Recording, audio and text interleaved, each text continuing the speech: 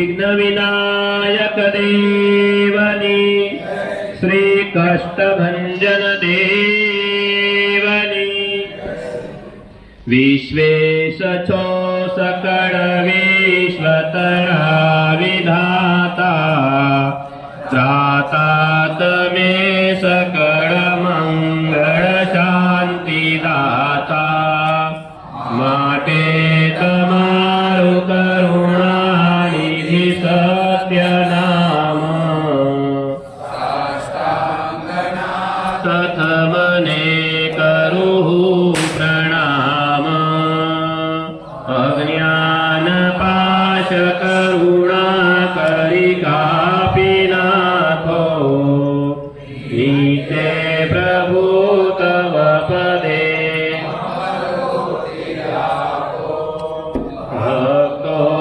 भक्तोनुपालन करो प्रभु सर्वयाम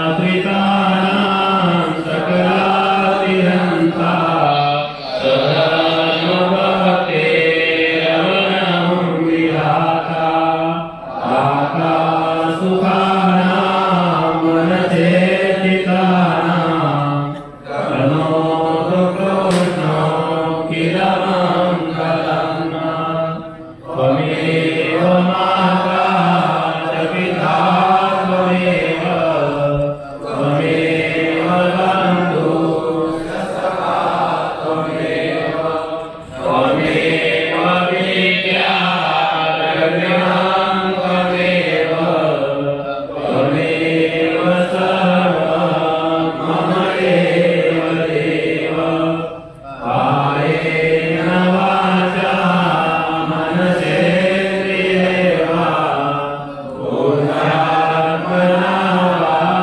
प्रकृते स्वभावात् करोमि याज्ञां सकलं परस्मै नारायणायेति समर्पयामि। बोलो श्री सहजानंद स्वामी महाराज वृंदावन बिहारी लाल की जय। श्री घनश्याम महाराज। वर बसलेले सर्व हरिभक्त त्यांना नम्र विनंती, अनुक्रमाने आपण जाणार. अनुक्रमाने दर्शन घेतल्यानंतर ह्या रस्त्याने आपण पुरुष मंडळीने बाहेर निघायचं आहे, जेणेकरून मागच्या बाजूने ज्या महिला असतील त्या सुद्धा अनुक्रमाने दर्शन करण्यासाठी येतील. जय स्वामीनारायण.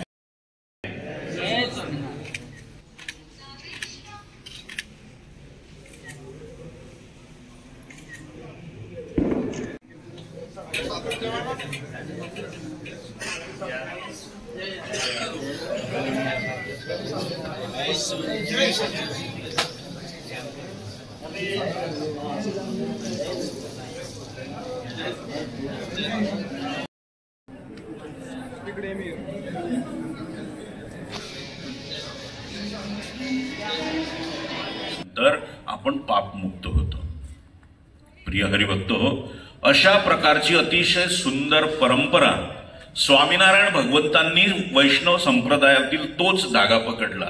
आणि स्वामीनारायण संप्रदायामध्ये जेव्हापासून स्वामीनारायण भगवंतांचं विचरण या पृथ्वीवर सुरू आहे तेव्हापासून तर आजतागायत आतापर्यंत आपण ही अन्नकूटाची परंपरा आपल्या संप्रदायामध्ये अव्याहत अखंडितपणे साजरी करतोय. आज सुद्धा त्याच महोत्सवाच्या निमित्तानं या संत मंडळीच्या समवेत या प्रतिष्ठित गुरु उर्फ आपण त्यांना सर्वजण खानदेश सत्संगाची माऊली असं संबोधतो, त्यांचे सुद्धा आशीर्वाद आपल्याला आहेत.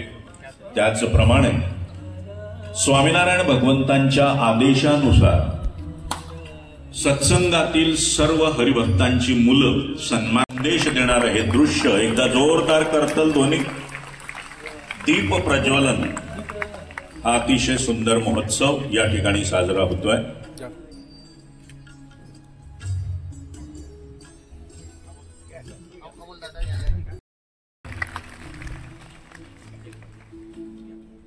स्वामीनारायण भगवंतांच्या प्रतिमेसोबतच अक्षर निवासी परमपूज्य शास्त्री स्वामी भक्तिकिशोरदासजी शांती आणि समृद्धी प्रदान करावे। त्याचप्रमाणे हे नववर्ष सर्वांसाठी लाभदायी, सुखदायी, यशस्वी, कीर्तिवंत आणि आरोग्यप्रद बनो अशी परमेश्वराच्या चरणी आधी हात। त्याचप्रमाणे आजच्या ह्या सभेमध्ये उपस्थित परम आदरणीय, परम स्नेही आमचे वडील असे सोमवारगिरी पीठचे महंत श्री असे कृष्णगिरीजी महाराज श्री, त्याचप्रमाणे परम आदरणीय, परम सद्देह आमचे वडील असे सुरेश शास्त्रीजी मानेकर बाबाजी, त्याचप्रमाणे सद्गुरु शास्त्री स्वामी श्री अनंत प्रकाश दासजी, सद्गुरु कोठारी स्वामी प्रभु स्वामीजी, सद्गुरु शास्त्री स्वामी राजेंद्र प्रसाद दासजी व आदरणीय मंचस्थ, त्याचप्रमाणे अन्नकूटसाठी एक प्रतिवर्षाप्रमाणे सर्व पूज्य पावन संत चरणांचीही इथे उपस्थिती लाभलेली आहे।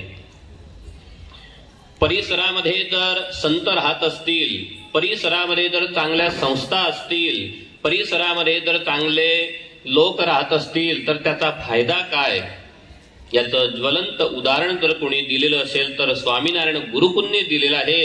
हे गुरुकुलच्या माध्यमातून प्रतिवर्षाप्रमाणे अशा महान संत विभूत्यांचे इथे दर्शन आणि त्यांचे प्रतिवर्ष आशीर्वाद आपल्याला इथे लाभत असतात। ज्या वेळेला मनुष्य देह प्राप्त करून आपण अध्यात्माकडे गती करत असतो, सेवा करत असतो, उपासना करत असतो, भक्ती करत असतो, परंतु त्या सेवेचं फळ काय, त्या भक्तीचं फळ काय, तर खरोखर अशा महान संतांचे दर्शन आणि त्यांचे आशीर्वाद घेणे हेच ह्या सत्संगाचं फळ होय। कलियुगामध्ये आपण पाहत असतो, एरवी अनेक रस्ते आहेत भगवंताला मिळवण्याचे, प्राप्त करण्याचे।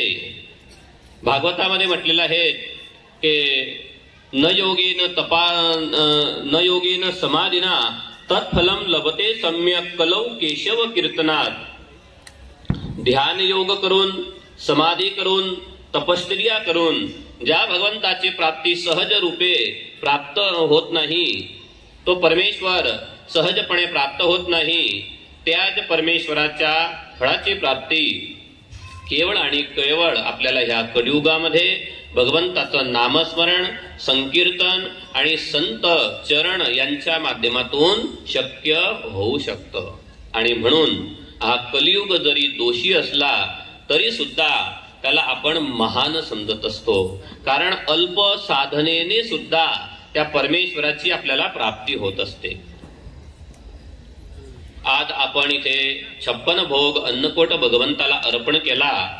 ह्या 56 भोगची जी कथा आहे ते सर्व संतांनी सांगितली आणि म्हणून पुनः पुनः तेच कथा मी ते सांगणार नाही। परंतु भक्त हो, ज्या वेळेला तो परमेश्वर एखाद्या भक्ताला सुखी करण्याची इच्छा ठेवत असतो, त्यावेळेला तो काय करत असतो? स्वामीनारायण भगवान त्यांनी वचनामृत मध्ये असं म्हटलेलं आहे की ज्या वेळेला मी माझ्या भक्ताची सेवा स्वीकारत असतो, त्यावेळेला मी त्याच्यावरती अत्यंत प्रसन्न होऊन त्याला प्रसन्नता अर्पण करत असतो, त्याचे जे दुःख दारिद्र्य आहे ते मी हरून घेत असतो। बघा, भागवतामध्ये सुद्धा एक सुंदर प्रसंग येतो। ज्या वेळेला भगवान श्रीकृष्ण मथुरेमध्ये गेले आणि त्यावेळेला समोर होऊन पूज्या नावाची एक दासी आली। शरीराने 8 अंग तिचे वाकडे होते, परंतु तिच्या मनामध्ये श्रद्धा होती, भाव होता आणि म्हणून परमेश्वराला पाहिल्यानंतर तिच्या मनामध्ये संकल्प झाला की माझ्या हातामध्ये चंदनाची कटोरी आहेत, वाटका आहेत, हे चंदन जर मी त्या परमेश्वराला अर्पण केलं, त्याची आड जर मी केली, एवढंच नव्हे त्या परमेश्वराचे हे जे सहंगडी आहेत, मित्र आहेत, यांनाही ते चंदनची मी अर्चा केली, तर मी आजपर्यंत हे उगवलेलं जे चंदन आहे ते सार्थक होणार। आणि म्हणून परमेश्वराने सर्वात आधी तिने त्या चंदनाच्या माध्यमातून पूजा केली, आड केली आणि त्यानंतर सवंगड्यांची पूजा केली. भगवान प्रसन्न झाले, कारण संकल्प भगवंताचा होता. मी अल्प मात्र जरी कुणाचं स्वीकारत असेल तर भरभरून त्याला मी देत असतो, त्याचे दुःख दारिद्र्य मी दूर करत असतो. आणि म्हणून त्याच वेळेला तिच्या उजव्या पायाच्या उजव्या बोटावरती भगवंताने स्वतःचा उजवा चरण ठेवलेला आहे आणि उजव्या हाताचे हे 2 बोट तिच्या हनोटीला लावून एक जोराने झटका मारलेला आहे. तर 8 अंगाने वाकडी अपंग असलेली ते कुब्जा त्यावेळेला नवयुवती, स्वर्गातून कोणी आलेली अप्सरा अशा पद्धतीने ते शोभू लागले, दिसू लागलेली आहे. फक्त चंदनाची आड केल्याने जर तो परमेश्वर एवढा प्रसन्न होत असेल तर आपण सर्व काही हरिभक्त आपले सद्भाव, आपली सेवा अशा प्रकारे एक वानगी स्वरूपाने, एक मिठाई स्वरूपाने, एक फरसाण स्वरूपाने जेव्हा भगवंताला अर्पण करत असतात त्यावेळेला तो परमेश्वर किती प्रसन्न होणार. अवश्य त्या परमेश्वराची प्रसन्नता आपल्यावरती राहणार. आणि बघा, हा संपूर्ण कार्यक्रम भगवान श्रीकृष्ण, भगवान बालकृष्ण यांनी ह्या कार्यक्रमाची सुरुवात केलेली आहे.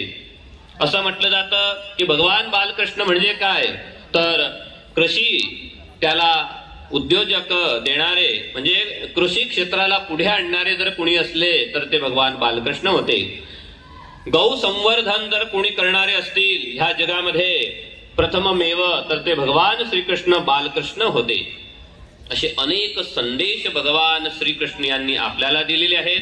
आपण सुद्धा कृषी प्रधान आहोत आणि म्हणून आपल्यासाठी आराध्य इष्टदेव जर कोणी असेल तर ते भगवान श्रीकृष्ण, भगवान स्वामीनारायण, भगवान राम इत्यादी भगवंताचे जे अवतार आहेत ते आपल्यासाठी आदर्श स्वरूपाने असायला पाहिजे. आणि त्यांनी केलेली जी आज्ञा आहेत त्या आज्ञेप्रमाणे जर आपण राहिलो, वागलो तर नेहमीच आपण सुखी राहू. एरवी समाजामध्ये काही थोडंफार दुःख आलं तर आपण खचून जात असतो, परंतु कधीही आपण सतशास्त्रांचा अभ्यास करत नाही, संतांचा समागम करत नाही. आणि म्हणून त्या दुःखामधून कसं बाहेर पडावं याची जाणीव आपल्याला नसते. ते जाणीव देणारे जर कोणी असतील तर फक्त आणि फक्त हे साधू संत आहेत, हे संत चरण आहे.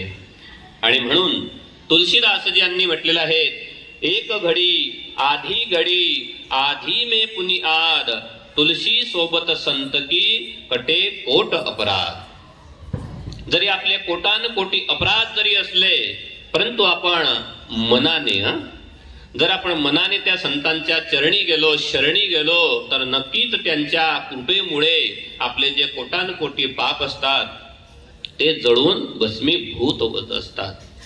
परंतु काय आहेत ना, काही काही लोकांना सवय पडलेली असते, त्यांना पाप करण्याची पडलेली नाही आहेत परंतु पाप वाढवण्याची पडलेली असते. आणि म्हणून जिथे भगवान असतील, साधू संत असतील, कशा प्रकारे त्यांचा द्रोह होणार अशा प्रकारेच ते वाच्य करत असतात आणि त्यामुळे वारंवार दुःखी होत असतात. आणि म्हणून सतशास्त्रांचा सार खरोखर ह्या भगवत सेवेमध्ये अशा अन्नकूट उत्सवांच्या माध्यमातून भगवान श्रीकृष्णांनी सांगितलेलं आहे.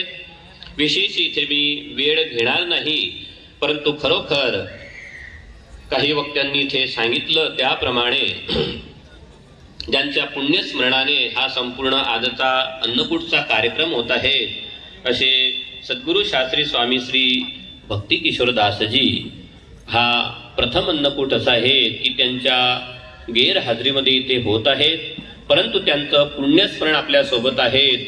आणि म्हणून तेही अति प्रसन्न होऊन भगवंताच्या घरून आपल्याला आशीर्वाद देत असतील. आपल्या सोबत नेहमीसाठी त्यांचा चांगला स्वभाव आहे, त्यांचे आशीर्वाद आहेत.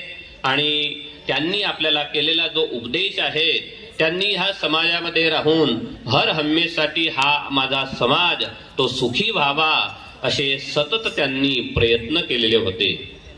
आणि म्हणून त्यांच्याही चरणी मी आदरांजली इथे अर्पण करतो.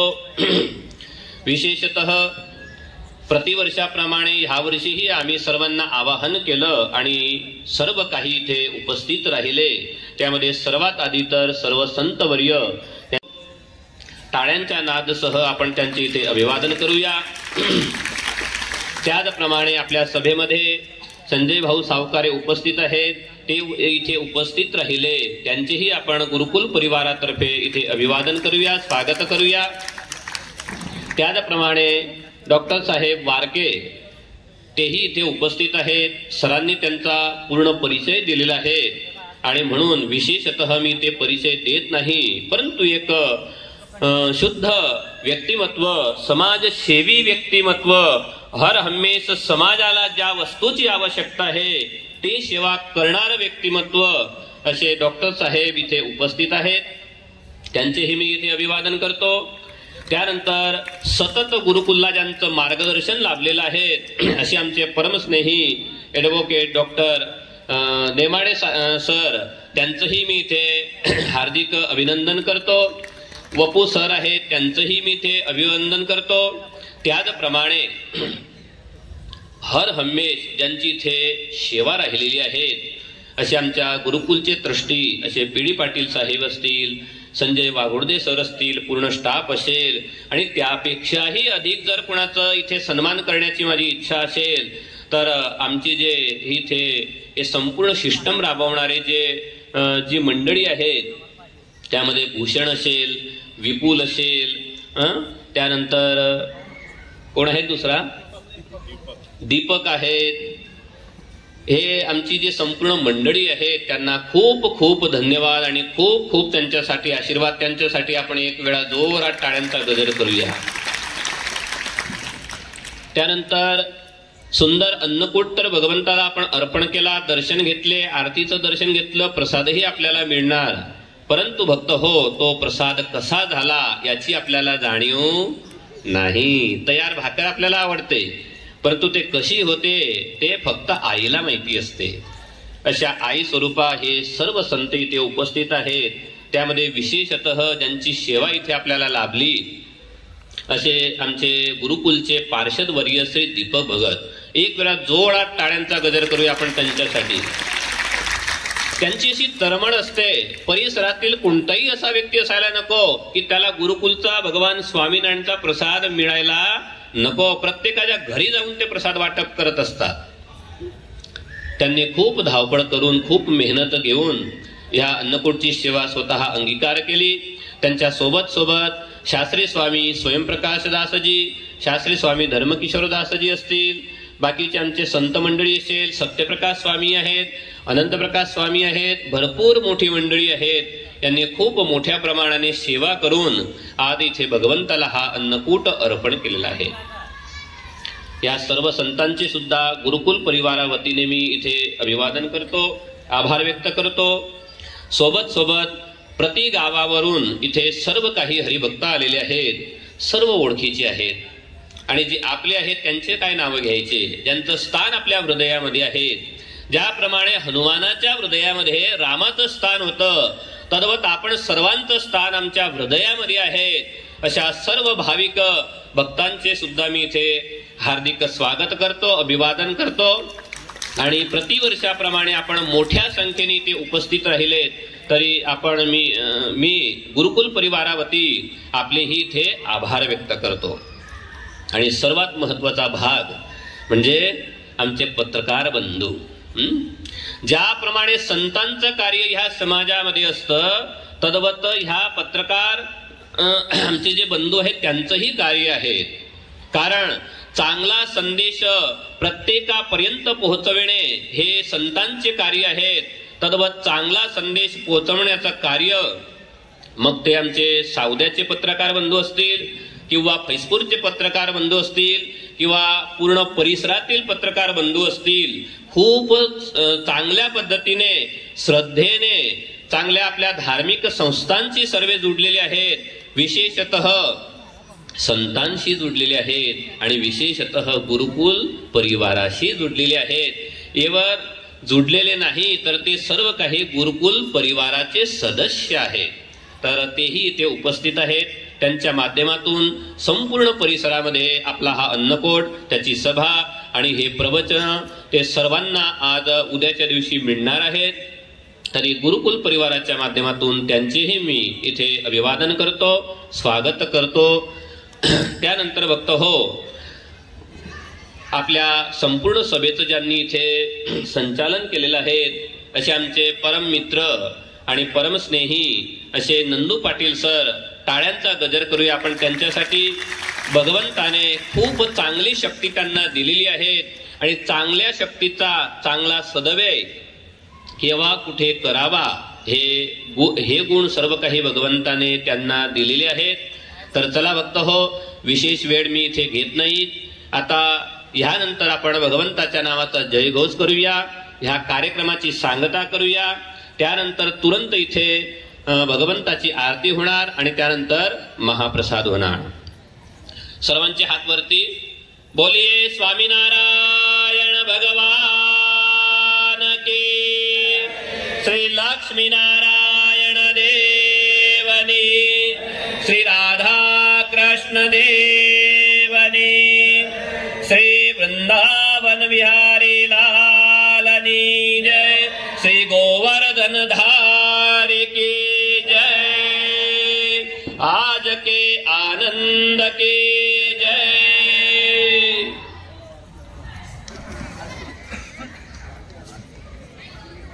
बसलेल्या सर्व संत मंडळींना प्रणाम.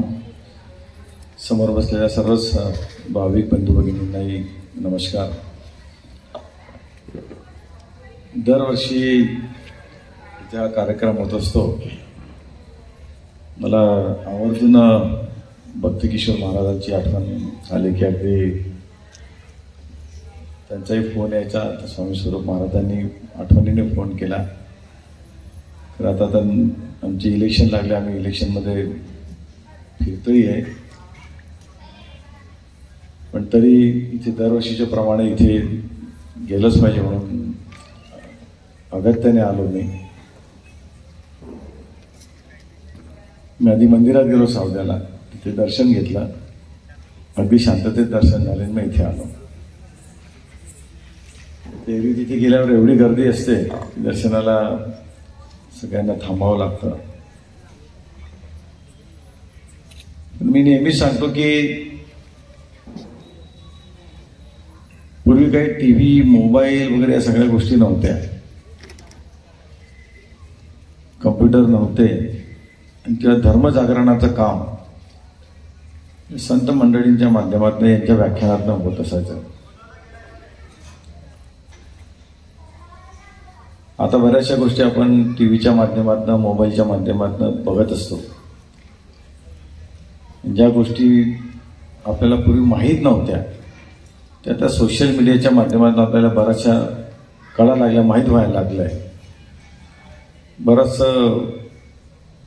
अवेअरनेस पण आलेला आहे की पूर्वी काय गोष्टी घडल्या होत्या, कसं कसं आपल्या धर्माची, संस्कृतीची ऱ्हास होत गेला, कसं कसं त्याच्यावर अतिक्रमण होत गेलं, कोणी तो संपवण्याचा प्रयत्न केला. परंतु आपला धर्म काही असा संपणारा धर्म नाही आहे. जोपर्यंत ही संत मंडळी आहे, यांचे आशीर्वाद आहे, तोपर्यंत आपला धर्म कधीच संपणार नाही. यांचं जे कार्य चाललेलं आहे त्या कार्याच्या माध्यमातून आपल्या संस्कृतीचं आणि धर्माचं नेहमीच रक्षण होत आलेलं आहे. परंतु आपल्यालाही सजग होण्याची आवश्यकता आहे, आपल्यालाही जागा होण्याची आवश्यकता आहे. फक्त संत मंडळीवर सोडून दिलं की ते धर्माचं रक्षण ते करत बसतील, पण धर्माचं पालन करणारे आपण आहे. आपल्या स्वतःसाठी आपल्याला धर्माचं रक्षण आपल्यालाही करावं लागणार आहे, स्वतःसाठी, आपल्या पुढच्या पिढीसाठी.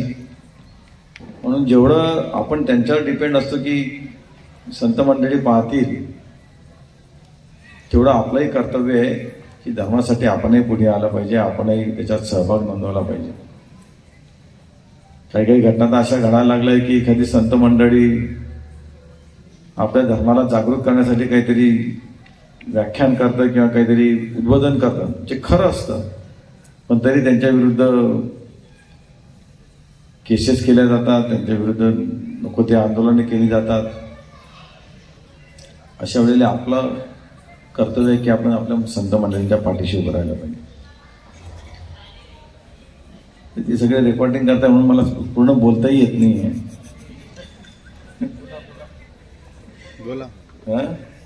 मी तसं बिंदास ओपन बोलतो, पण आता नेमकं आता निवडणूक आहे, लगेच आचारसंहितेचा भंग काहीतरी की माझ्याच नावावर केस होऊन जायची.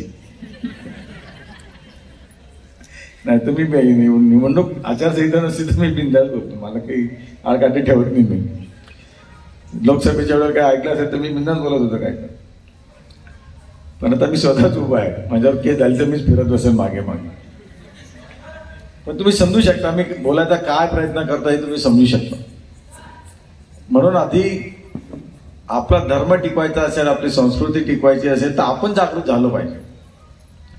आपण कोणत्या धर्माला विरोध करतोय का? आपण कोणत्या धर्माला विरोध करत नाही, पण ज्या पद्धतीने ते त्यांच्या धर्मासाठी जागृत आहे आपण होत नाही. आपण जाती जातीमध्ये विखुरले जातोय. आई एका धर्माची आपण, पण जेव्हा आपली वेळ येते तेव्हा हा अमुक जातीचा, तो तमुक जातीचा, हा त्या जातीचा, याच्यामध्ये सगळी फटाफट होते. मात्र त्यांच्याकडनं शिकण्यासारखी गोष्ट असते की ते कधी विखुरले जात नाही.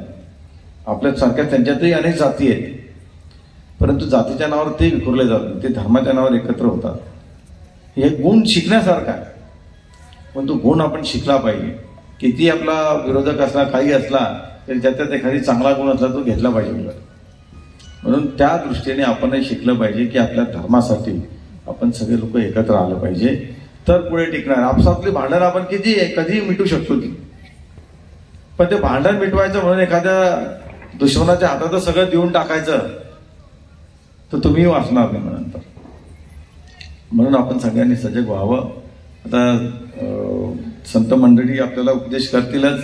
मी नेहमी एक गोष्ट सांगत असतो, तुमच्या सगळ्यांचं बोलणं वगैरे झालं की व्हायचं झालं असेल. प्रसादाची वेळ, आता मी जास्त वेळ घेतली, पण एक स्टोरी मी नेहमी सांगत असतो. कदाचित तिथे सांगितली की नाही मला माहित नाही, पण संत असतात, संत मंडळी असतात, प्रवचन चालू असतात आणि संतांच्या याच्यात प्रवचनामध्ये एक दारोड्या उठतो, एक माणूस उठतो, महाराज मला बोलायचं असं प्रवचनामध्ये. त्याला सगळेजण खाली बसवतात, अरे हा पिऊन काहीतरी बडबड करत असतो, नेहमीच असं करत असतो, तसं करतो, त्याला बसतात. नाही मला बोलू द्या. महाराज म्हणतात ठीक आहे बोलू द्यायला काय म्हणतो. तो महाराजांनाच उलट बोलायला लागतो. महाराज तुम्ही ढोंगी आहे, महाराज तुम्ही पाखंडी आहे, महाराज तुम्ही असे आहे, महाराज तुम्ही तसे आहे, काय काय बोलतो. सगळे लोक त्याला धोपट्टा मारतात, त्याला बाहेर पाठवून देतात. त्याला जो प्रवचन संपत होता आपापल्या घरी जातात, सगळे विसरून जातात, कोणाला काही लक्षात नाही काय नाही की जो तो आपल्या घरी. दुसऱ्या वर्षी परत प्रवचन, दुसऱ्या वर्षी परत प्रवचन असतं. प्रवचनाला एक महाराज बसलेले, सगळे संत मंडळी बसलेले, सगळे श्रोते लोक बसलेले, प्रवचन सुरू होतं. सगळं महाराज सगळे काही सांगत असतात व्यवस्थितपणे. परत तो माणूस उठतो, महाराज मला काहीतरी बोलायचं आहे. सगळं अरे हा तोच नालायक आहे, अरे मागच्या वेळेस असं बोललं होतं, तसं केलं होतं, मारा. अरे नाही मला बोलू दे, माझं म्हणणंच आहे का. बरं ठीक आहे, महाराज म्हणतात ठीक आहे, काय म्हणतं त्याचं ऐकू द्या. मग तो म्हणतो की मागच्या वेळेस मी इथे या सभेमध्ये धिंगाणा घातला, संतांना वाईट बोललो, सगळं बोललो, सगळ्यांनी माझा परिचय लक्षात ठेवला, मी वाईट माणूस आहे, मी असं बोललो, मी तसं बोललो, हे सगळ्यांनी लक्षात ठेवलं. मी वाईट कृत्य केलं, मला सगळ्यांनी. महाराजांनी ज्या काही ज्ञानाच्या गोष्टी सांगितल्या त्या सांगा कोणाला काय आठवतं. सगळे विसरून गेलेले असतात, मात्र त्याने केलेलं वाईट कृत्य ते लक्षात ठेवलं, सगळ्यांनी ठेवलेलं असतं. पण वाईट गोष्टी जास्त लक्षात राहतात. परंतु हे मंडळी जे सांगतात आपल्याला, जे सत्याचा मार्ग दाखवता, जो संस्कृतीचा मार्ग दाखवता, ते आपण विसरून जातो. म्हणून वाईट गोष्टी डोक्यातनं काढल्या पाहिजे, त्यात सहज लक्षात राहून जातात त्या गोष्टी. आणि अशा वाईट गोष्टीच्या माध्यमातनं आपल्याकडे आकृष्ट करणाऱ्या बरेचशी लोक असतात की जे काही ना काही उपद्व्याप करताना स्वतःकडे आपलं लक्ष केंद्रित करून येतात, लोकांचं लक्ष केंद्रित करतात. अशा लोकांना दूर सारून आपल्या धर्मासाठी, आपल्या देशासाठी जी लोक जागृतपणे काम करतायत, अशा लोकांच्या पाठीशी आपण ठामपणे उभं राहायला पाहिजे, अशी सगळ्यांना विनंती करतो. जय हिंद, जय महाराष्ट्र. भगवाननी जय. श्री हरि कृष्ण महाराजनी जय. अखिल हेय प्रत्येनिक समस्त कल्याण गुणाकर उपासिष्ट देव भगवान श्री स्वामीनारायण आपल्या ह्या गुरुकुलमध्ये विराजमान श्री राधाकृष्ण देव यांच्या दिव्य चरणकमली वंदन, मंचस्थ उपस्थित परमपूज्यपाद महंत सुरेश माणेकर बाबा शास्त्रीजी, सोबत मढीवरून आलेले परमपूज्यपाद महाराज श्री प्रदीप महाराज, सोबत मालोदवरून आलेले परमपूज्यपाद प्रेमप्रकाश दासजी स्वामी प्रभू स्वामी, परमपूज्यपाद राजेंद्र प्रसाद दासजी स्वामी, परमपूज्यपाद भक्ती स्वरूप दासजी स्वामी, आमचे वडील गुरुबंधू शास्त्री स्वामी धर्मकिशोर दासजी स्वामी, परमपूज्यपाद स्वामीनारायण मंदिर सावदाचे कोठारी शास्त्री स्वामी स्वयंप्रकाश दासजी स्वामी, पार्षदवर्य दीपक भगत, सर्व पंचकृषीतून एकत्रित झालेले सर्व हरिभक्तांना खूप प्रेमपूर्वक जय स्वामीनारायण. खूप सुंदर पूर्ववक्त्यांनी आजच्या ह्या दिव्य प्रसंगाचा सर्वांना आशीर्वाद आणि सोबत माहिती दिली. आजचा हा सुंदर दिवस म्हणजे अन्नकूटोत्सव याच्या माध्यमातून भगवान कृष्ण यांनी आपल्याला प्रकृतीचं पूजन, त्याचं महत्व आपल्याला समजवलेलं आहे की जीवनामध्ये प्रकृती त्याची जोपासना करणे हे पण आपली एवढीच मोठी जबाबदारी आहे. आपला हा मनुष्याचा स्वभाव हा कसा आहे, उत्सव प्रिय आहे. आपल्याला सर्वांना उत्सव खूप प्रिय आहे, परंतु त्या उत्सवांमागे आपली ही संस्कृती काही ना काही आपल्याला बोध देत आहे. आणि तो बोध हा आहे की आपण पण सुद्धा प्रकृतीची जोपासना केली पाहिजे. आज मी सकाळी सांगितलं होतं की आपण विशेष करून महिला विभाग आपण वट सावित्रीच्या दिवशी काय करतो, पूजन करतो. कुंकुने किंवा दोऱ्याने पिपळचा आपण प्रदक्षिणा करत असतो. का की नवरदेव आपल्या सोबत चौघ बाजूला गोलगोलच फिरायला पाहिजे, बरोबर. परंतु भगवान कृष्ण आपल्याला ते नाही समजवत. आपल्याला भगवान कृष्ण काय म्हणतात की फक्त कुंकुने पूजन नाही, परंतु आपण आपल्या परिसरामध्ये कुठेतरी एक वृक्ष सुद्धा रोपायला पाहिजे. आणि सोबत फक्त रोपून पूर्ण नाही, त्याची आपल्या मुलासारखी त्याची जोपासना सुद्धा केली पाहिजे. तर आजच्या ह्या उत्सवाचा माझ्या मताने, माझ्या दृष्टीने हा बोध भगवान कृष्ण यांनी आपल्याला समजवलेला आहे. खूप सुंदर दिव्य हा उत्सव. या उत्सवामध्ये शेवटच्या 5-5 दिवसापर्यंत आमचे पार्षदवर्य दीपक भगत, गुरुवर्य धर्मकिशोर स्वामी, स्वयंप्रकाश दासजी स्वामी, पूज्य भक्ती स्वरूप स्वामी, आमच्या किचनमध्ये चेतना मावशी, आशा मावशी, अन्य त्यांचा स्टाफ, सर्वांनी खूप मेहनत करून खूप सुंदर पक्वान्न इथे बनवलेले आहे आणि भगवंतासमोर तो थाळ धरवलेला आहे. एकच भावना की ह्या प्रसादाच्या माध्यमातून आपल्या सर्व ह्या हरिभक्तांना आनंद प्राप्त झाला पाहिजे, हेच त्यांची सर्वोच्च भावना. आणि सोबत हे संस्कृती आपल्याला टिकवून ठेवणे हे पण आपली जबाबदारी आहे. मगाशी महाराजांनी आपल्याला सांगितलं की आपल्या घरामध्ये जर देव असले, मंदिर असले, आपली संस्कृती जिवंत असली तर आपले हे भवितव्य सुदृढ आणि मजबूत होईल. आज दुनियामध्ये तुम्ही बघा, रोम संस्कृती होती, ग्रीक संस्कृती होती, परंतु आज संपूर्ण विश्वामध्ये कुठेही ते संस्कृती आपल्याला दृष्टीगोचर होत नाही आहे.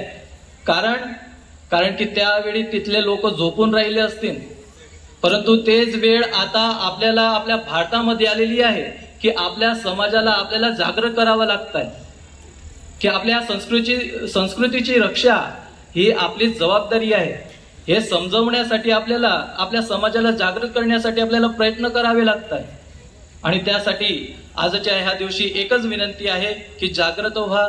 आपलं भविष्य, आतापर्यंत आपण सुखी राहिलो, आपण आपली संस्कृती जोपासली, परंतु भविष्यामध्ये 20 वर्षानंतर 25 वर्षानंतर ही संस्कृती अण्णम राहायला पाहिजे. आपले मुलं बाळ यांचं जीवन हे सुखमय व्यतीत झालं पाहिजे आणि त्यासाठी आपण आज जागृत झालं पाहिजे.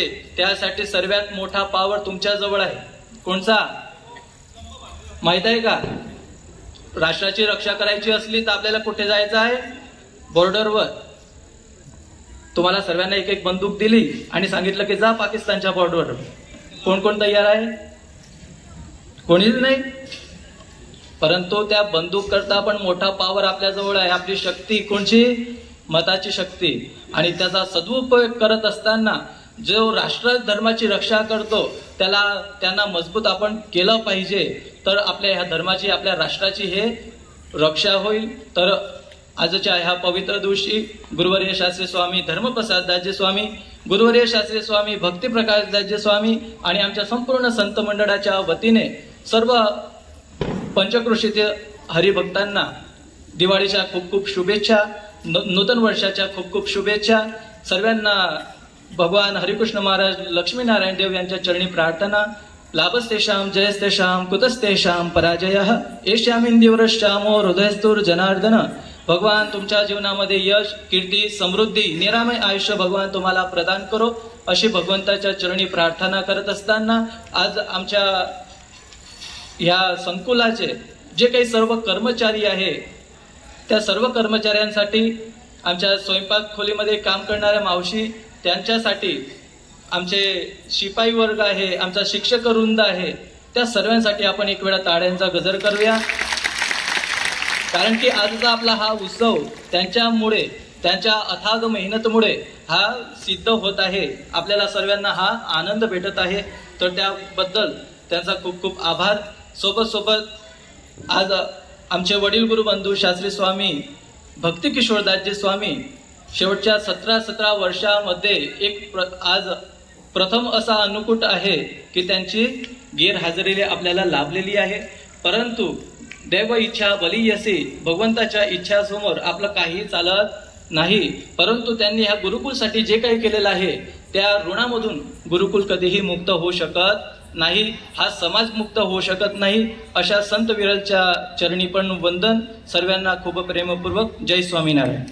महोत्सव स्वामीनारायण गुरुकुलने आयोजित केलेला आजचा हा अन्नकूट महोत्सव आणि या निमित्त उपस्थित असलेले अंबऋषी देवस्थान तथा सोमवारगिरी मढीचे अध्यक्ष, आमचे ज्येष्ठ बंधू म्हणायला बाकीच्यांना भीती वाटते जरासं, तर बाबांचा स्वभाव थोडासा कडक आहे. लोक म्हणतात बाबांचं तुमचं कसं जमतं, म्हटलं तुम्हाला वाटत असेल बाबा म्हणजे बाबांचा स्वभाव कडक आहे, पण बाबांचा स्वभाव अति मृदू आहे. नारळ जरी तुम्हाला वरून कठोर वाटत असलं तरी आत मात्र ते सुमधुर असतं आणि आत गोड खोबरं असतं. तसा बाबांचाही स्वभाव प्रेमळ आहे. तो अनुभवावा लागतो, थोडासा वेळ द्यावा लागतो. असे आदरणीय कृष्णगिरीजी महाराज, या संस्थेचे अध्यक्ष आदरणीय अनंत प्रकाशदासजी महाराज, सर्वांवर प्रेम करणारे आमचे प्रभू स्वामीजी, आदरणीय राजेंद्र प्रसाददासजी, सावदा स्वामीनारायण मंदिराचे कोठारी आदरणीय स्वयंप्रकाशदासजी, आणि या संस्थेला सदैव ज्यांचं मार्गदर्शन आहे ते आदरणीय भक्तिस्वरूप शास्त्रीजी, ज्येष्ठ विधिज्ञ नेमाडे साहेब, या सर्व कार्यक्रमाचं जे संचालन करतात त्यांचे आदरणीय नंदू सर, उपस्थित सर्व भाविक बंधू भगिनी, आणि हे सर्व वृत्तांकन इथे सर्व समाजापर्यंत पोहोचवण्यासाठी सकाळ दुपार संध्याकाळ जे काही सगळे पत्रकार आलेले आहेत ते सर्व पत्रकार बंधू भगिनी, आजचा दिवस अतिशय महत्वाचा आहे. शास्त्री भक्ती किशोरदासजींच्या नंतर, त्यांच्या निर्वाणानंतर संस्थेमध्ये येण्याचा हा माझा पहिला वेळ आहे. शास्त्री भक्ती किशोरदासजी इतकं प्रेमळ व्यक्तिमत्व होतं आणि त्यांनी या परिसरामध्ये सर्वांना जो प्रेमाचा लळा लावला तो अगदी वेगळा होता. धर्माचं कार्य करत असताना सर्व समाजामध्ये कसं मिसळावं आणि सर्व समाजाला आपला संप्रदाय, आपला विचार कसा पटवून द्यावा, हे कुणाकडून शिकायचं असेल तर ते केवळ आणि केवळ भक्ती किशोरकडून शिकावं. सर्वसामान्यांमध्ये, मुलांमध्ये मुलांसारखं, ज्येष्ठांमध्ये ज्येष्ठांसारखं, जशी माणसं असतील तशामध्ये सारखं मिसळून आपला विचार कधीही न सोडता जो आपला विचार आहे तो सर्वांपर्यंत पोहोचवण्याचं काम अतिशय निष्ठेनं आणि प्रेमानं या माणसानं केलं. कधी स्वतःला मोठा समजलं नाही, दुसऱ्याला मोठेपण देताना आपल्याला आपोआप मोठेपण मिळत असतं, हा विचार भक्ती किशोर शास्त्रींचा होता आणि तो त्यांनी आजीवन पाळला. आणि म्हणून या संस्थेला घडवण्यामध्ये, मोठं करण्यामध्ये नक्कीच भक्ती किशोर शास्त्रींचा फार मोठा वाटा आहे. आपल्या परिसरामध्ये स्वामीनारायण संप्रदायाला सुद्धा समोर आणण्यामध्ये, समाजाभिमुख करण्यामध्ये भक्ती किशोर शास्त्रींचा फार मोठा वाटा आहे. कारण स्वामीनारायण संप्रदायाचे संत म्हटले थोडंसं लोक बिचकायचे, नाही एवढी मोठी माणसं आहेत त्यांच्याकडे कसं जावं, एवढी मोठी संत आहेत, ते वेदांचे अभ्यासक आहेत, उपनिषदांचे अभ्यासक आहेत, विद्वान आहेत, आणि अशा व्यक्तीकडे कसं जावं, थोडंसं लोक दचकत होते. पण भक्ती किशोर शास्त्रींनी सांगितलं ते जरी विद्वान असले, वेदांचे अभ्यासक असले, तरी सुद्धा ते देवाचे भक्त आहेत आणि म्हणून त्यांना जवळ केलं पाहिजे, त्यांच्या जवळ आपण गेलं पाहिजे, हे खऱ्या अर्थाने भक्ती किशोर शास्त्रींनी आपल्या परिसरामध्ये समजावून सांगितलं. आणि त्यामुळे संपूर्ण समाज स्वामीनारायण संप्रदायाशी अधिक जवळ झालेला आहे, हे नाकारता येणार नाही. बंधूंनो, गोपालकृष्णांच्या संबंधित हा सण आदरणीय कृष्णगिरीजी महाराजांनी सांगितलं की या एका दैवताशी संबंधितच हा सण आहे. आणि खरं आहे, गोपालकृष्णाचं कार्य अलौकिक आहे, गोपालकृष्णाचा अवतार अलौकिक आहे. गोपालकृष्णाचा अवतार कार्य आणि त्यांचं कार्य इतकं साधं सोपं नाही, सहज नाही. गोपालकृष्ण आपल्याला हातात बासरी घेऊन अगदी छानपणे आनंदामध्ये बासरी वाजवताना दिसतो. गोपालकृष्ण गोपींमध्ये नाचताना आपल्याला दिसतो, आनंद व्यक्त करताना दिसतोय. परंतु खरंच भगवंताचं अवतार कार्य आणि भगवंताचं जीवन इतकं सोपं होतं का? भगवान गोपालकृष्ण होणं इतकं सोपं आहे का? थोडासा त्यांच्या जीवनाकडे आपण थोडासा विचार केला पाहिजे. संत आपल्याला दिसतात की संत छान आहे, व्यवस्थित बसलेले, छान पैकी उच्च आसनावर बसलेले, चांगल्या मोठ्या गाडीतून फिरतायत, परंतु तेवढंच त्यांचं जीवन आहे का? तसा गोपालकृष्णांच्या जीवनाच्या बाबतीत आपण विचार केला पाहिजे. गोपालकृष्ण असा एक अवतार होता, गोपालकृष्ण अशी एक व्यक्ती होती की ज्याच्या जन्माच्या येण्याच्या आधी त्याला मृत्यूचं भय होतं. त्याला मारणार कुणीतरी होतं, मारण्यासाठी माणसं टपलेली होती. आणि जन्माला येण्याच्या आधी माणसं मारायला टपलेली अनेक माणसं त्याच्या जवळचीच होती. आणि म्हणून गोपालकृष्णांचा अवतार घेताना सुद्धा इतकं कठीण परिस्थिती तुम्ही सर्व अनुभवलेलं ऐकलेलं आहे कथेमध्ये, की तो कसा वारा, कसा पाऊस, यमुनेला कसा पूर आलेला होता. या अवस्थेमध्ये गोपालकृष्ण अतिशय जोरात पाऊस पडत असताना गोपालकृष्णांनी मथुरेच्या कारागृहामध्ये, आपले जन्म दवाखान्यात होतात, कोणाचे कुठे होतात, कुठे 5 स्टार दवाखान्यात होतात, गोपालकृष्णांनी अवतार धारण केला, तोही मुळात कारागृहामध्ये. कारागृहामध्ये अवतार धारण करताना मरणाची भीती आहे की जन्माला याला मारणार आहे, कंस मारण्यासाठी टपलेला आहे. आणि अशा अवस्थेमध्ये तिथून गोपालकृष्ण निघालेले आहेत. आणि तो इतिहास तुम्हाला माहित आहे, गोकुळामध्ये आले. गोकुळामध्ये जरी आले तरी त्यांच्या जीवनाला धोकाच आहे. प्रत्येक क्षणी कोण असू नये, कोण राक्षस आहे, छोटंसं बालक आहे, 2-4 दिवसाचं, 8 दिवसाचं, 15 दिवसाचं, महिन्याभराचं, हळूहळू वाढायला लागलेले आहेत. पण प्रत्येक क्षणी धोका आहे की कुठला तरी एखादा राक्षस येणार आणि मारणार, कुणीतरी पुतना येते, कोणतरी एखादा बकासूर येतो, कोणतरी आणखी अनेक राक्षस येतात आणि मारतात, मारण्यासाठी टपलेले आहेत. आणि असं होऊन गोपालकृष्ण 12 वर्षे झाले असं म्हणतात. संघर्ष गोपालकृष्णाचा जीवनभर कधीही संपलेला नाही. आपण तर थोड्या संघर्षानं, थोड्या त्रासानं आपण खचून जातो, थकून जातो, घाबरून जातो, कसं करायचं असं आपल्याला समजत नाही. पण गोपालकृष्णाच्या प्रत्येक क्षणामध्ये संघर्ष आहे. आणि संघर्ष आहे म्हणून गोपालकृष्ण मोठा आहे, लक्षात ठेवा. आणि असं मोठं होत असताना तिथे एक दिवस असा प्रसंग यांनी सांगितला, थोड्यात मीही सांगेन, की त्या दिवशी माता पित्यांनी यांनी सर्वांनी ठरवलं की इंद्राची पूजा करायची आपल्याला. इंद्र पाणी पाडत असतो, वरुण देवतांच्या वगैरे सर्वांचा इंद्र हा देवांचा मालक आहे. आणि म्हणून पाणी पाडण्याचं काम इंद्राकडून होत असतं, म्हणून त्याची पूजा करावी, इंद्र देवतेची पूजा करावी, असं सर्व गोकुळाने ठरवलं. पण गोपालकृष्णाने, क्रांतिकारी गोपालकृष्णाने सांगितलं की इंद्र पाणी देत नाही आपल्याला, किंवा इंद्र आपल्याला खाऊ घालत नाहीये. हा गोवर्धन पर्वत जो आहे तो आपल्याला खाऊ घालतो, तो आपल्याला अन्न प्रदान करतो, आपल्या गाईला चारण्यासाठी चारा त्याच्या गोवर्धनामध्ये भेटतो. आणि मग त्या गोवर्धनाची आपण पूजा का करू नये? छोटासा मुलगा, गोड बोलणारा मुलगा, सर्वांशी प्रेमानं वागणारा मुलगा आणि अनेक राक्षसांना मारलेला असला तरी नंदा बाबाला आपला मुलगाच वाटत होता. पण मुलाचं बोलणं ऐकून नंद बाबाला आणि गोकुळातल्या गवळ्यांना सर्वांनाच पटलं की बरोबर आहे, आपण त्या इंद्राची पूजा करण्यापेक्षा आपण या गोवर्धनाची पूजा करावी. आणि संपूर्ण गोकुळवासियांनी तो निर्णय घेतला. त्याप्रमाणे गोवर्धनाची पूजा करायचं ठरवली. अतिशय छानपणे गोवर्धनाची पूजा झालेली आहे. सागर संगीत संपूर्ण व्यवस्थितपणे गोवर्धनाची पूजा तिथे पार पडलेली आहे. अतिशय आनंदी सर्व लोक झाले आणि एक वेगळा नवीन पायंडा आपण पाडला याचा आनंद सर्वांना होताच. आणि तेवढ्यात काय झालं की इंद्राला मात्र या गोष्टीचा राग आलेला आहे की माझी पूजा दरवेळेस होत असते आणि माझी पूजा न होता आज गोवर्धनाची यांनी पूजा का केली. आणि म्हणून इंद्र रागावला आणि त्यांनी पर्जन्य वर्षाव सुरू केलेला आहे. खूप मोठा पर्जन्य वर्षाव सुरू झाला. सर्व लोक घाबरले, आता करायचं काय? गोपालकृष्णाकडे आले, देवाला सांगितलं आता करायचं काय? हा एवढा पर्जन्य वर्षतोय की संपूर्ण सृष्टीचा नाश होईल असं वाटतंय, मग करायचं काय? त्या भगवंत म्हटले चिंता करू नका, चला माझ्यासोबत.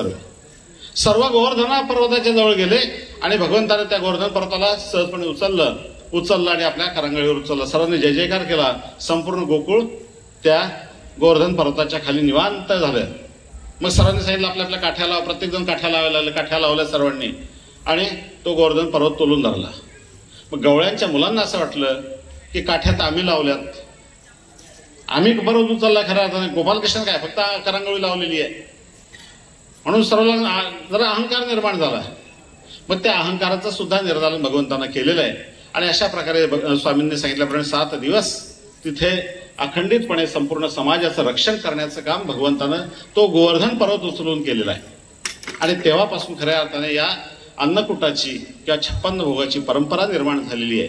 ती परंपरा स्वामीनारायण संप्रदायाने पुढे चालवलेली आहे. आजही समाजामध्ये अनेक प्रकारच्या समस्या आहेत.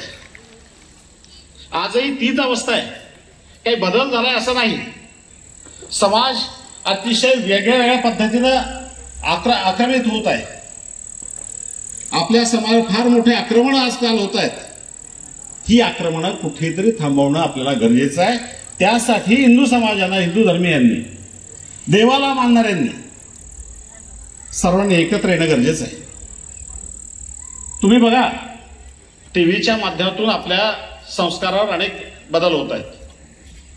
आपण टूथपेस्ट कुठली वापरायची हे सुद्धा तुम्हाला टीव्ही सांगतो. सकाळी उठल्यानंतर टूथपेस्ट तुम्ही कुठली वापरली पाहिजे हे तुम्हाला टीव्ही सांगतो.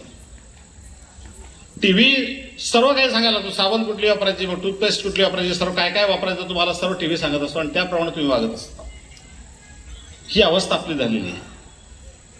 आणि म्हणून इतकं विकृती आपल्यामध्ये निर्माण झालेली आहे. ती विकृती कुठेतरी थांबवावी लागेल. यासाठी महाभारत वाचावं लागेल, यासाठी रामायण वाचावं लागेल. आपले जे धर्मग्रंथ आहे प्राचीन, ते धर्मग्रंथ तुम्हाला वाचावे लागतील. महापुरुषांचे चरित्र तुम्हाला वाचावे लागतील, तर तुम्ही खऱ्या अर्थाने महान बनू शकता. म्हणून मी तुम्हाला सांगितलं श्रीकृष्ण बनणं इतकं सोपं नाही. श्रीकृष्ण बनण्याच्या पाठीमागे फार मोठा संघर्ष आहे. आयुष्यभर संघर्षच भगवंतानं केलेला आहे आणि संघर्ष करून भगवंतानं आपलं स्थान, आपल्या धर्माचं रक्षण केलेलं आहे. तुम्हाला सुद्धा आज तेच करायचं आहे. आपला परिवार कसा सुरक्षित राहील याचा विचार आपल्याला प्रथमतः करायचा आहे बंधूंनो. आणि म्हणून त्यासाठी आपल्यालाही संघर्ष करावा लागणारच आहे. तो केलाच पाहिजे. आणि धर्म काय आहे तो धर्म आपण समजून घेतला पाहिजे. आपल्या परिसरामध्ये स्वामीनारायण संप्रदायाचाही अतिशय चांगला प्रस्ताव आहे. तसा हा परिसर अतिशय सुपीक आहे. म्हणजे केळीच्या दृष्टीने म्हणत नाही, सुपीक म्हणजे बौद्धिक दृष्टीने म्हणतोय. अनेक ठिकाणी अनेक दुष्काळ पडत असतात, परंतु आमच्या परिसरामध्ये कुठलाही दुष्काळ पडत नाही. तो बौद्धिक दुष्काळही पडत नाही. बुद्धीच्या दृष्टीने आम्ही चांगले आहोत. बुद्धी आमच्याकडे भरपूर आहे, परंतु ती कधी कधी कुणीकडे वाहत जाते हा विषय वेगळा.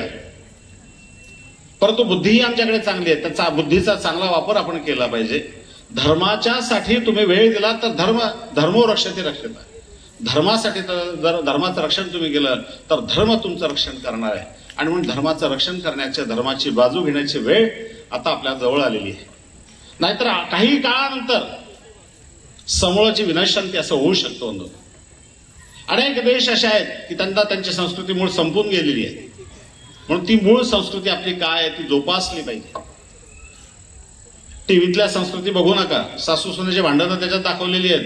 ती सर्व भांडणं काही चांगली असतात अशातला प्रकार नाही. काही बायांना सवयच आहे, बिलकुल रिमोटच घेऊन बसतात कधी त्या सिरियल चालू होतात म्हणून. इतके बिघडलेले सर्व संस्कार आहेत, काही अर्थ नाही त्याच्यामध्ये. कुठेही तरी धर्माचे संस्कार तुम्ही तुमच्या जीवनात घ्या. आणि याच टीव्हीच्या मालिकामुळे आज जे गोंधळ व्हायला लागले नाही, सासू सोनाची भांडणं व्हायला नाही, पूर्वी होत नव्हते एवढे. पूर्वी अशी भांडणं होत नसायची, आज व्हायला लागले. त्याची कारणच ही आहेत. मग आपण आपले मूळ संस्कार विसरलेलो आहेत आणि हे संस्कार आपण घ्यायला लागलो, त्यामुळे आपल्यामध्ये भांडणं व्हायला लागली, त्यामुळे आपल्यामध्ये वाद निर्माण व्हायला लागली. याची कारणं ही आहेत. म्हणून मूळ संस्कृती आपली काय आहे त्याचा अभ्यास करा, तिला जोपासा. तुमचा धर्म खूप चांगला आहे. हिंदू धर्मासारखा धर्म या जगाच्या पाठीवर कुठे नाही. हिंदू धर्मासारखी विचारधारा या जगाच्या पाठीवर कुठेही नाही. हिंदू धर्म हा सहिष्णू आहे. सर्व धर्मसमभाव जाणणारा हिंदू धर्म आहे. सर्वांना सामावून आपल्यात घेणारा आहे. जे चांगलं आहे त्याचा स्वीकार आणि जे चांगलं नसेल त्याचा त्याग करण्याची क्षमता फक्त हिंदू धर्मामध्ये आहे. म्हणून आजपर्यंत हजारो हिंदू धर्मामध्ये धर्मसुधारक येऊन गेले. काही ज्या चुकीच्या गोष्टी होत्या त्या नाकारल्या आणि चांगल्या गोष्टींचा स्वीकार केला. म्हणून हा धर्म अतिशय चांगला आहे. नवनवीन स्वीकारणारा हा धर्म आहे आणि याचा स्वीकार तुम्ही करा, याचं जोपासना तुम्ही करा. आणि आपल्या घरामध्ये जर हा धर्म असेल, तुमच्या घरामध्ये देवी देवतांची पूजा असेल, देवाची पूजा असेल, तरच तुमचं कुटुंब, तुमचा परिवार चांगला राहणार आहे. अन्यथा वृद्धाश्रमात तुम्हाला लवकर जावं लागेल. बायांनो लक्षात ठेवा, जिच्या हाती पाळण्याची दोरी ती जगाते उद्धरी. बायांमध्ये खूप सामर्थ्य असतं, महिलांमध्ये खूप मोठं सामर्थ्य आहे. तुम्ही जगाचा उद्धार करण्याचं सामर्थ्य तुमच्यामध्ये. तुम्ही आपल्या घराला वळण लावू शकता, तुम्ही आपल्या घराला धार्मिक बनवू शकता. एक मुलगी आलेली, तुम्हाला उदाहरण सांगतो. 25 वर्ष 30 वर्ष राहिलेला मुलगा, आई वडिलांसोबत राहिलेला, आई वडिलांनी मोठा केलेला असतो. 30 वर्ष आई वडिलांसोबत, भावासोबत, बहिणीसोबत राहिलेला मुलगा लग्न आल्यानंतर 2च दिवसात तो म्हणतो नाही चलो आपला वेगळं वेगळं निघाल, काय हरकत नाही. ही ताकद तुमच्यात आहे. त्याला एका मिनिटात बदलवण्याची ताकद तुमच्यामध्ये आहे. त्याला बदलवण्याची ताकद तुमच्यामध्ये जी आहे ती चांगल्यासाठी उपयोगी आणा. ती आई वडिलांच्या सेवेसाठी उपयोगी आणा, समाजाच्या सेवेसाठी उपयोगी आणा. तर नक्कीच तुमचा कुटुंब, परिवार आणि तुमचं संपूर्ण आयुष्य सुखाचं होईल. एवढं या प्रसंगी सांगतो. दिवाळीच्या निमित्ताने आपल्या संपूर्ण परिवाराला सर्वांना शुभेच्छा. दिवाळी अतिशय आनंदाची, सुखाची, समृद्धीची तुम्हाला जाओ. त्याचप्रमाणे आमचे श्याम पाटील आहेत, पत्रकार बंधू आहेत, प्रवीण वगैरे, तुम्हालाही सर्व ग्रुपलाही तुमच्या शुभेच्छा. धन्यवाद. देवकी परमानंदम कृष्णं वंदे जगद्गुरु. शांताकारं भुजगशयनं पद्मनाभं सुरेशं विश्वाधारं गगनसदृशं मेघवर्णंगं शुभांगं श्रीलक्ष्मीकान्तं कमलनयनं योगभिधानगम्यहं वंदे विष्णु भवभयारणं सर्वलोकैकनाथं. आज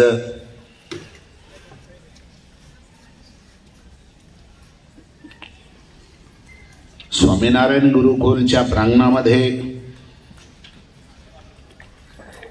अन्नकोटच्या महोत्सवा प्रसंगी उपस्थित असलेले आमचे सर्व सहकारी, त्याचप्रमाणे आमचे सर्व गुरुबंधू आणि स्वामीनारायण संप्रदायाचे सर्व अनुयायी यांना मी दिवाळीच्या हार्दिक शुभेच्छा देतो. खरोखर आज ह्या ठिकाणी खूप कमतरता वाटते. ज्या व्यक्तिमत्वांना काही वर्षापासून हे क्षेत्र आपलंसं केलं, इथे येता क्षणी खूप आठवण आली. परंतु ज्या स्वामीनारायण भगवंताने ज्या देवतेचा स्वीकार केला आणि ते परम परमेश्वर भगवान श्रीकृष्ण आणि त्यांच्या मातोश्रीच्या हृदयातून प्रकट झालेला हा महोत्सव ज्याला आम्ही अन्नकूट म्हणतोय, ज्या आईनं आपल्या लेकरासाठी 7 दिवसापर्यंत अहोरात्र प्रतीक्षा केली, मला वाटतं सर्वांना ज्ञात असेल. ज्या गोकुळामध्ये इंद्रानं अहंकारामध्ये भगवान श्रीकृष्णांच्या अस्तित्वाशी सामना केला आणि गेले 7 दिवस गोकुळामध्ये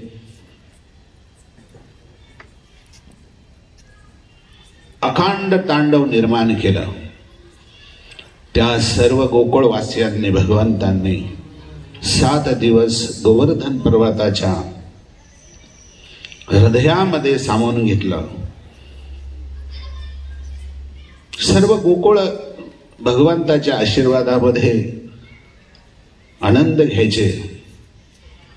सर्व खाणं पिणं सर्वांचं चालू, परंतु भगवंतांनी एका बोटावर तो पर्वत धारण केला.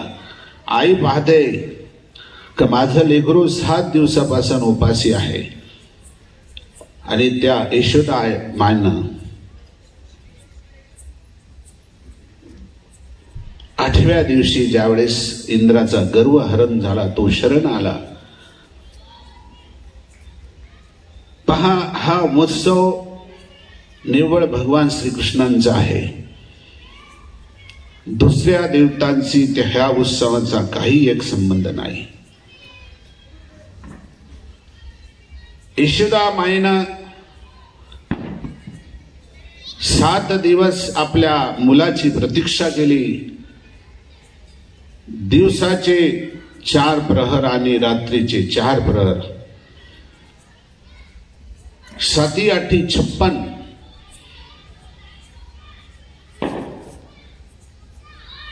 7 दिवस प्रतीक्षा केली. हर एक प्रकारचा, एक प्रहाराचा एक भोग. त्या आईनं 8व्या दिवशी 56 प्रकारचा भोग आपल्या मुलाला करवला. तेच भगवान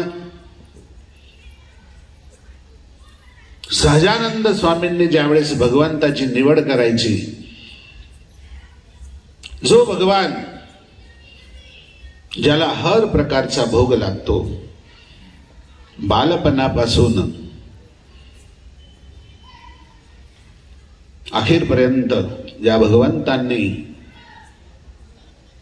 सर्व स्तरातील, सर्व क्षेत्रातील लहान थोरांना जवळच केले, असे भगवान श्रीकृष्ण. आणि खरोखर ज्यांनी नवविधा भक्तीचा प्रचार केला, प्रसार केला, असा हा स्वामीनारायण संप्रदाय. खरोखर भाग्यवान आहात आपण की आपल्या क्षेत्रामध्ये ह्या स्वामीनारायण संप्रदायाची पकड आहे, जेणेकरून मानव जीवनाचं कल्याण होत चाललेलं आहे. हा महोत्सव आपल्याच क्षेत्रामध्ये साजरा होतोय. आम्ही मराठवाडा असेल, विदर्भ असेल, अनेक क्षेत्रामध्ये अनेक संप्रदाय, अनेक पंथ आहेत, परंतु ज्या मातृहृदयातून निर्माण झालेला हा महोत्सव आहे, तो महोत्सव आपल्याच क्षेत्रामध्ये, आणि तो म्हणजे स्वामीनारायण संप्रदायाच्या माध्यमातून होतोय. आणि त्याचा उपभोग सर्व अनुयायी घेतात. वर्षानुवर्ष चाललेला हा महोत्सव. त्याचप्रमाणे मी सर्व स्वामीनारायण संप्रदायाच्या सर्व अनुयायांना शुभेच्छा देईल की 200 महोत्सव आलेला आहे आणि खरोखर तो आनंद आज आम्ही ज्याचे साक्षी आहोत तो पाहण्याचा योग येणार आहे. आताच तो 15 तारखेपर्यंत पूर्ण होणार आहे. खरोखर सर्वांनी जाऊन त्याचा आनंद घ्यायचा आहे, कारण खूप मोठा योग आहे. आमच्या डोळ्यापुढे 200 वर्ष पूर्ण होतात.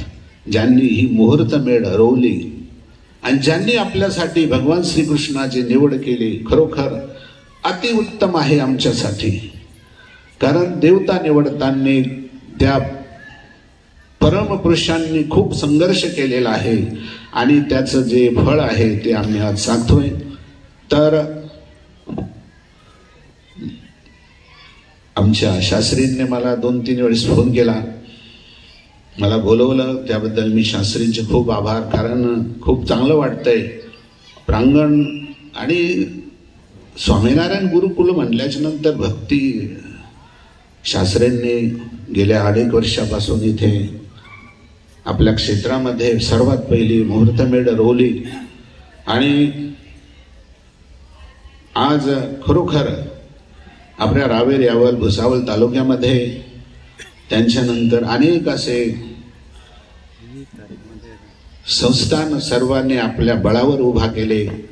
तपश्चर्या बाहेर करून, तपश्चर्या दुसऱ्या क्षेत्रामध्ये करून आपल्या समाजासाठी, आपल्या क्षेत्रासाठी अनेक असे देवस्थान आज निर्माण होत आहे, निर्माण करत चाललेले आहेत आणि निर्माण होतीलच. भुसावळमध्ये असेल, जळगावमध्ये असेल, आपल्या पूर्ण परिसरामध्ये मी सर्वांना शुभेच्छा देईल. आणि त्याचप्रमाणे मी स्वतःही, आत्ताच मला शास्त्रीने सांगितलं, मी स्वतःही वर्तावलला येण्याची कोशिशच करेल. कारण तो महोत्सव द्विशताब्दी महोत्सव आहे. सर्वांनी तिथे यावं, त्याचा आनंद घ्यावा. धन्यवाद. यत्पंगम च परिस्पंदे विश्वमेतद व्यवस्थितम स्वामीनारायणो श्रीमन सोयम विजयतेतरम सर्वावतार धर्तारम भुक्तिमुक्ति प्रदायकम वंदेहम श्रेष्ठ देवम तम हरिकृष्ण मनोहरम. सर्वावतारी आराध्य उपास्य इष्टदेव भगवान स्वामीनारायण, मंचस्थ उपस्थित महाश्रद्धेय सर्व साधू संत वृंदांमधील शास्त्री स्वामी भक्ती स्वरूपदासजी, शास्त्री स्वामी अनंत, किती छान सुंदर आजचा हा पवित्र दिवस आहे, दिवाळी. आणि आज म्हणजे 2081 नववर्षाचा प्रारंभ. आणि असं म्हटलं गेलं आहे की नव्या वर्षाच्या दिवशी जो मनुष्य आपले सर्वे काम विसरून सकाळ सकाळच्या वेळी देवाचं दर्शन घेतो, साधू संतांचं दर्शन घेतो, त्या मनुष्याचं सर्व वर्ष फळदायी निवडतं. कारण की जो शुभ अवसर असतो त्या शुभ अवसरच्या दिवशी देवाचं दर्शन, या संतांचं दर्शन करणं हे अति गरजेचं असतं.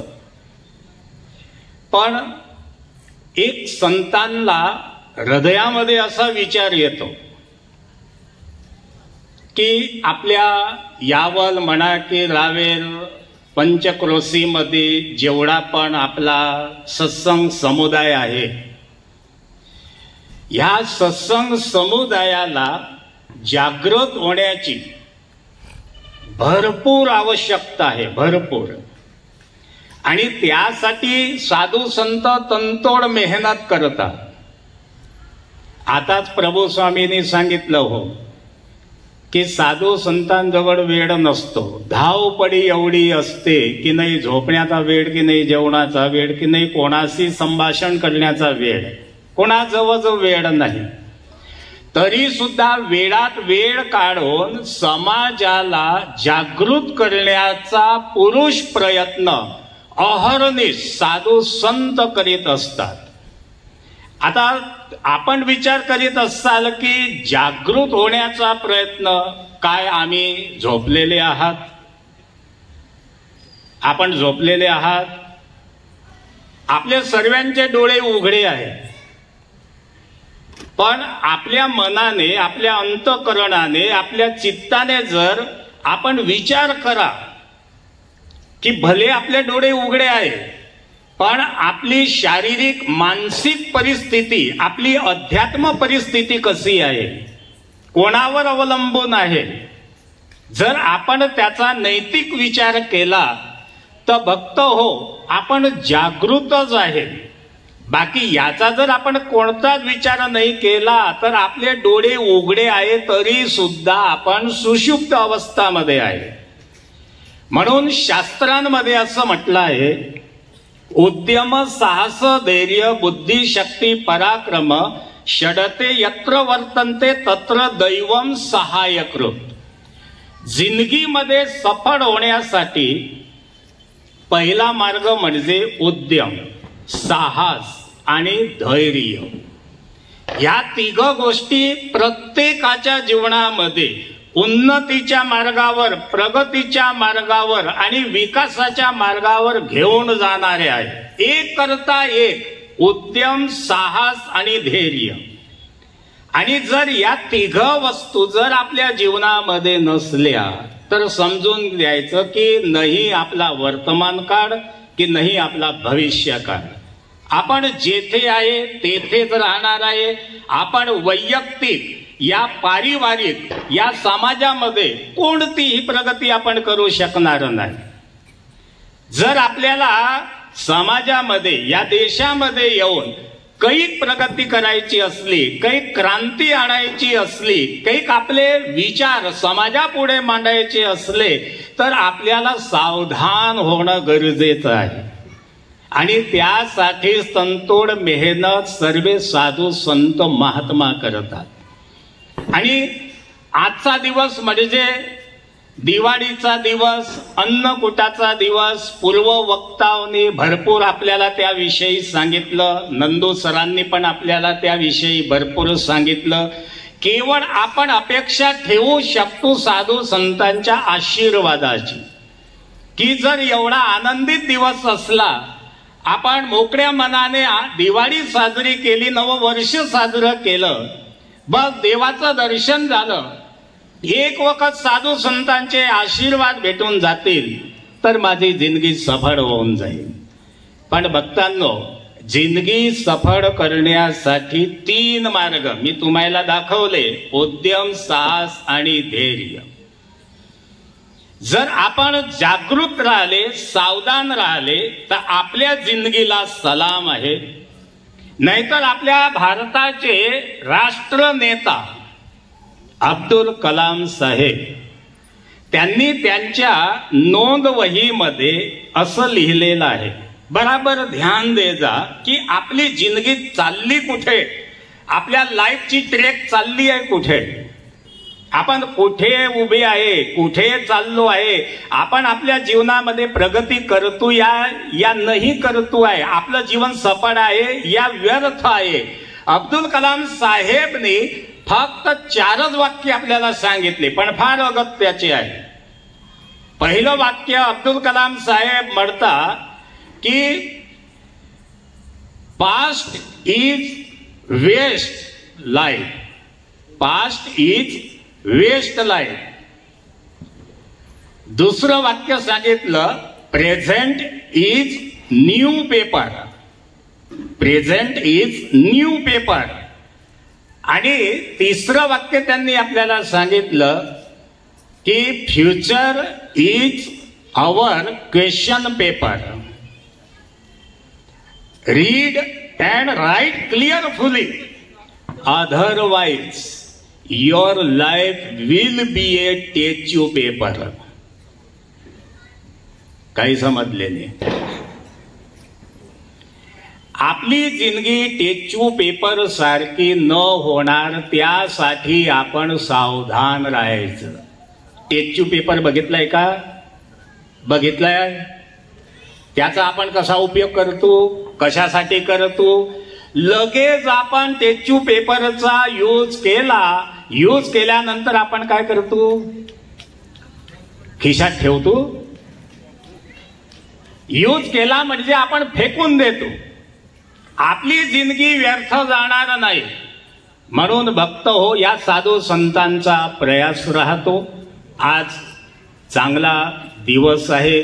आपल्या स्वामीनारायण गुरुकुलमध्ये सुंदर भव्याती भव्य अनकोट संतांच्या माध्यमाने आणि तुमच्या सर्वांच्या हाजरीच्या माध्यमाने आपण इथे साजरा केला. सालाबाद प्रमाणे लगभग 16-17 वर्षांपासून इथे आपण हा दिव्य भव्य अनकोट आपण साजरा करीत आहात. सोबत सोबत संतांचं दर्शन पण घडतं, संतांचं मार्गदर्शन पण घडतं, संतांचे आशीर्वाद पण आपल्याला मिळतात. पण जाता जाता एक संदेश यात ठेवायचा, फूलों की खुशबू को हवा फैलाती है. गार्डन मध्ये सुंदर असे फूल विस्फोटित झाले असले, जसे की गुलाब असला, मोगरा असला. आता रात झाली आहे तर कुठे ना कुठे रात राणीचे फुलं असले आणि जर हवा वाहत असली तर त्या फुलांची मेहक हवामुळे आपल्यापर्यंत पोहोचते. पण ते आपल्यापर्यंत पोहोचण्याचं कार्य कोण करते? हवा. हवा असली तर ते सुगंध आपल्यापर्यंत येईल. फूलों की खुशबू की स्मेल हवा फैलाती है, लेकिन अच्छे व्यक्ति की अच्छाई, अच्छे व्यक्ति की अच्छाई अपने आप अष्ट दिशाओं में फैलती है, अपने आप. दाखला तरीके आपले अक्षर निवासी सद्गुरु शास्त्री स्वामी भक्ती किशोरदासजी 8 दिशामध्ये त्यांची सुवास आहे. आणि आज पण आपण सर्व इथे बसले या साधू संतांच्या पंक्तीमध्ये आपण बघू शकतो की नाही, शास्त्री काही दिसता नाही आहे. आपण सर्व त्यांना मिस करतो, पण असो, शेवटी सर्व देवाच्या हाती असतं. इथे उपस्थित यावल पंचक्रोशीतील आलेले सर्व भक्त समुदाय, रावेर पंचक्रोशीतील आलेले सर्व भक्त समुदाय, सर्वांना दिवाळीचा आणि नव्या वर्षाचा प्रेमाचा जय स्वामीनारायण. आपला आहेत भक्तांनो, एवढे कल्याणकारी भगवान आपल्याला मिळालेले आहेत आणि संत गुरुजन आणि भगवान यांच्या शरणांमध्ये आपण सर्व राहतो. निश्चितच भगवान आपलं कल्याण करो अशी मी भगवान चरणी प्रार्थना करतो. अस्तु. जय स्वामीनारायण. प्रकाशदासजी इथे व्यासपीठावर उपस्थित आचार्य प्रबळ मानेकर बाबा, प्रदीप दादा, परमश्रद्धेय प्रभुदासजी, परमश्रद्धेय स्वामी स्वरूपानंदजी, परमश्रद्धेय भक्ती धर्म किशोरजी, राजेश प्रसाद, परमश्रद्धेय भक्ती राजेंद्र. आजचा हा दिवस खूप अत्यंत भावनिक आहे, कारण आपण सगळ्या जणांच्या मनात ज्या वेळेला आपण या गुरुकुलच्या प्रांगणात पाय ठेवला त्यावेळेला आपल्या सर्वांचं, की ज्यांनी खूप कमी वेळामध्ये आपल्या प्रत्येकासोबत एक खूप चांगलं असं एक ऋणानुबंध तयार करून गेलेत, परंतु जाताना आपल्या सगळ्यांच्या मनाला एक चटके लावून गेलेत, असे अक्षर निवासी भक्ती किशोरदासजी यांच्या पवित्र स्मृतींना पहिल्यांदा मी विनम्र अभिवादन करतो, त्यांना नमन करतो. म्हणजे कधी असं होत नाही की या प्रांगणात आलं आणि भक्ती किशोरजींचा आवाज नाही ऐकला. म्हणजे फोन यायचा, भक्ती किशोरजी अमोल असा असा कार्यक्रम आहे आणि आलं पाहिजे, आपण यायचो. त्यामुळे अत्यंत भावनिक क्षण आहे. कदाचित ते नसतानाच ही आपली पहिली अशी वेळ आहे की ते नसताना आपला हा अन्नकूटचा हा कार्यक्रम पार पडतोय. त्या प्रसंगी त्यांची आठवण होते आणि सगळे आपण अत्यंत भावुक होतो. परंतु भगवंताला ते शेवटी प्रारब्ध असतात. भगवंताला ते आपण काही करू शकत नाही, त्याला काही आपल्या पुढे. आणि कदाचित असंही म्हणतात की जे लोक खरोखर चांगले असतात किंवा जे लोक खरोखर देवाला आवडतात ते देव त्यांना खूप कमी दिवसांसाठी इथे पाठवत असतो, की जेणेकरून त्यांनी दिलेली ऊर्जा, त्यांनी दिलेले विचार ह्या आपल्या सगळ्यांमध्ये राहिले पाहिजेत. कदाचित असं परमेश्वराला मान्य असावं आणि त्यांनी तो निर्णय घेतलेला असावा. आजचा हा अन्नकूटचा कार्यक्रम आहे. बाकी मी जास्त सांगणार नाही, कारण सगळे परमश्रद्धेय सगळे संत महंतांनी आपल्याला अन्नकूटच्या बाबतीत सांगितलंच असेल. की शेवटी आपण सगळे शेतकरी प्रचंड मेहनत करतो, घाम गाळून आपलं जे अन्नधान्य उत्पादन येतं ते कसं कळत नकळतपणे आपल्या मनाला मान्य नसेल तरीसुद्धा अनेक जीव किंवा ह्यांचं आपल्याकडून त्यांचं हे होत असतं आणि त्याचं प्रायश्चित म्हणून की काय आपण आपल्याकडे जे अन्नधान्य येतं ते पर्यंत आपण परमेश्वराच्या चरणी अर्पण करत असतो आणि त्याचंच हे अन्नकूट आहे असं माझ्या माहितीप्रमाणे आहे. त्यामुळे या अन्नकूटाच्या आपल्या सर्वांना अनेक शुभेच्छा देतो. तसा आजचा दिवस आपल्याला माहिती आहे की भगवान श्रीकृष्णाने गोवर्धन पर्वत का उचलला होता. आजच्या या दिवशी आपण कारण आपल्या या संपूर्ण समाजाचं रक्षण करण्यासाठी, गोपिकांचं रक्षण करण्यासाठी, संपूर्ण जनतेचं रक्षण करण्यासाठी त्यांनी गोवर्धन पर्वत आपल्या याच्यावरती उचलला होता. म्हणजेच आपल्याला माहिती आहे की शेवटी त्याचप्रमाणे आपणही आपल्या धर्माचं रक्षण करण्यासाठी, आपल्या संप्रदायाचं रक्षण करण्यासाठी, आपल्या राष्ट्राचं रक्षण करण्यासाठी या निमित्ताने आपण सुद्धा नेहमी पुढे अग्रेसर राहूया अशी आपल्या सगळ्यांना या निमित्ताने विनंती करतो आणि माझे 2 शब्द संपवतो.